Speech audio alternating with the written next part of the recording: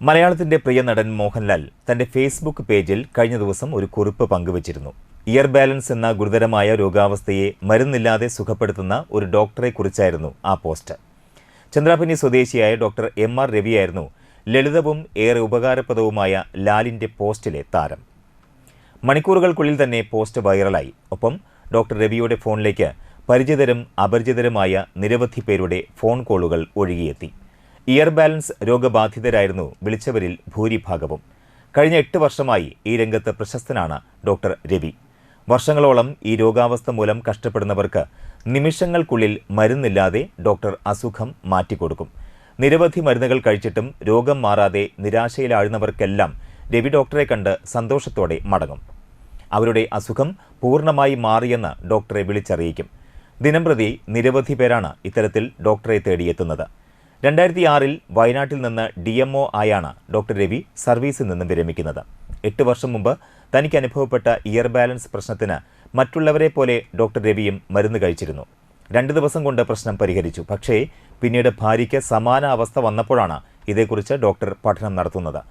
ഗൂഗിളിൽ നിന്ന് ചില ലളിതമായ വ്യായാമങ്ങൾ ഈ അസുഖത്തിന് ഉപകാരപ്രദമാകുമെന്ന തിരിച്ചറിവ് ഭാര്യയിൽ പരീക്ഷിച്ചതോടെ ഡോക്ടർ വിജയം കണ്ടു. അന്ന് തൊട്ട് തൻ്റെ അടുത്തെത്തുന്ന രോഗികളിലും ഡോക്ടർ ഈ പരീക്ഷണങ്ങൾ ആവർത്തിച്ചു.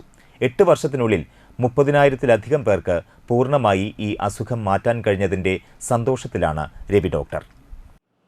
ഇത് മനുഷ്യനെ ഒന്നിനും കൊള്ളാണ്ടാക്കണം, ജീവിക്കാൻ തന്നെ ആഗ്രഹം ഇല്ലാണ്ടാക്കാവുന്ന തരത്തിലുള്ള രോഗമാണ്. എനിക്ക് 2 ദിവസം ഉണ്ടായിരുന്നുള്ളൂ. ഞാൻ ടാബ്ലറ്റ് കഴിച്ചാണ് അത് മാറ്റിയതും. 2 ദിവസം കൊണ്ട് പോയി ഭാഗ്യത്തിന്.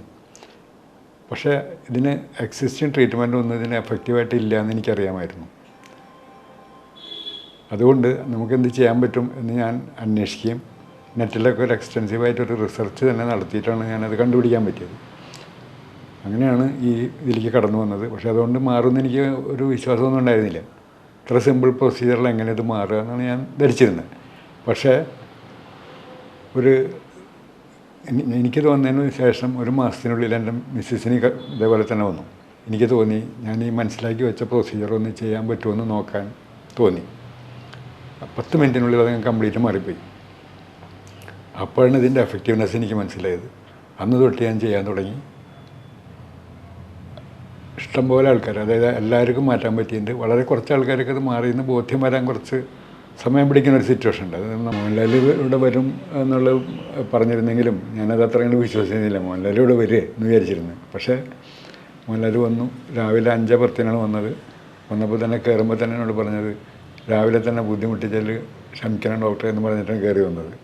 അങ്ങനെ ഇവിടെ വന്നിരുന്ന് ഇയർ ബാലൻസിനെ പറ്റി വിശദമായിട്ട് സംസാരിക്കുകയും 1 മണിക്കൂറോളം ഇവിടെ ഇരുന്ന് സംസാരിക്കുകയുണ്ടായി.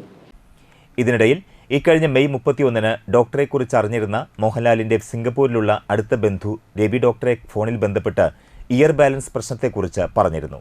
തിരിച്ച് വീഡിയോ കോൾ വിളിച്ച് ലളിതമായ വ്യായാമത്തിലൂടെ ഡോക്ടർ അതിന് പരിഹാരം കാണുകയും ചെയ്തു. ഇക്കാര്യം മോഹൻലാലുമായി ഇദ്ദേഹം പങ്കുവച്ചപ്പോൾ ഡോക്ടറെ നേരിൽ കാണണമെന്ന് ലാലിന് ഒരാഗ്രഹം.